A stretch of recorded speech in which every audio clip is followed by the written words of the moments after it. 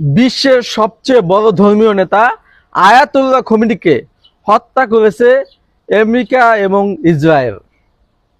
যুক্তরাষ্ট্র ও ইসরায়েলের যৌথ হামলায় এই ঘটনা ঘটে এবং আয়াতুল্লাহ খোমেনি নিহত হয়।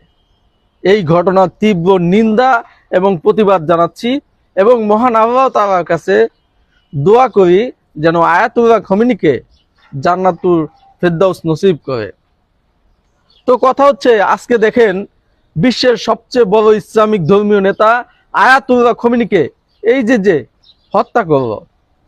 আজকে বাংলাদেশে কিছু সাম্রাজ্যবাদীদের দালাল আছে, সেই দালালদের মুখে দেখবেন সব সময় ইসলামের কথা বলে, সব সময় ইসলামের দোহাই দিয়ে মানুষের সাথে প্রতারণা করে, কিন্তু তারা আজকে মুখে কুলুপ বেঁধেছে। আজকে তাদের কোনো প্রতিবাদ নাই, আজকে তাদের কোনো কথা নাই, কারণ তারা যাদের চামচামি করে, যে সাম্রাজ্যবাদের দালালি করে, সেই সাম্রাজ্যবাদ আজকে আয়াতুল্লাহ খোমেনির মতো নেতা তাকে হত্যা করেছে। এখন যাদের দালালি করে, যাদের চামচামি করে, তাদের বিরুদ্ধে তো এই কথা এরা কথা বলবে না, এরা আওয়াজ তুলবে না। ইসরায়েলের বিরুদ্ধে বলে, কিন্তু আমেরিকার বিরুদ্ধে বলে না।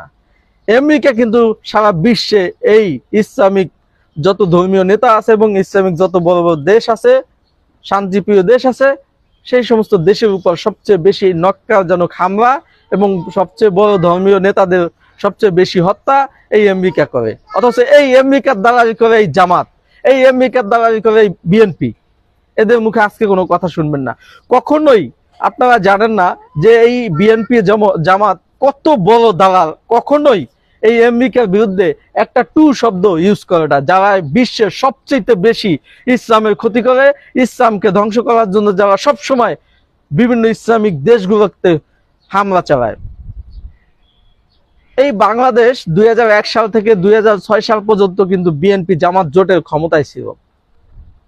যখন 2001 সাল থেকে 2006 সাল পর্যন্ত বিএনপি জামাত ক্ষমতায় ছিল, তখন কিন্তু ইরাকে, আফগানিস্তানে এই আমেরিকা হামলা চালিয়েছিল এবং আমেরিকা এবং আফগানিস্তান ধ্বংস করেছে। কিন্তু এদের মুখে কিন্তু সে সময় প্রতিবাদ আসে নাই, কারণ তারা হচ্ছে খাঁটি দালাল। এই বিএনপি এবং জামাত হচ্ছে খাঁটি দালাল, হচ্ছে আমেরিকার। তারা দালালি করে করে তারা এই বাংলাদেশটাকে ধ্বংস করে দিয়েছে। আজকে যে বাংলাদেশটা একটা উন্নত সমৃদ্ধ বাংলাদেশের দিকে এগিয়ে যাচ্ছিল, শান্তিপ্রিয় বাংলাদেশের দিকে এগিয়ে যাচ্ছিল, এবং বাংলাদেশ বিশ্বের দরবারে যখন মাথা উঁচু করে দাঁড়িয়েছিল, তখন এই বিএনপি জামাত এবং এই আমেরিকা সাম্রাজ্যবাদের দালালদের কবলে পড়ে বাংলাদেশ 5ই আগস্টের পরে মাননীয় প্রধানমন্ত্রী শেখ হাসিনা 5ই আগস্টে যাওয়ার পরে আজকে বাংলাদেশ ধ্বংসের দ্বার প্রান্তে দাঁড়িয়ে চলে এসেছে। তাই দেশবাসীকে প্লিজ আপনাদেরকে আহ্বান জানাবো, এই বিএনপি এবং জামাতের মতো নেমু খারাম দালালদেরকে রুখে না দিতে পারলে বাংলাদেশ যে কোনো সময় আমেরিকার মতো, এই ইরানের মতো ঘটনা ঘটে যাবে। এরা খাল কেটে কুমির আনে, এরা সাম্রাজ্যবাদের দালালি ছাড়া কিছু বোঝে না, আমেরিকার দালালি ছাড়া কিছু বোঝে না।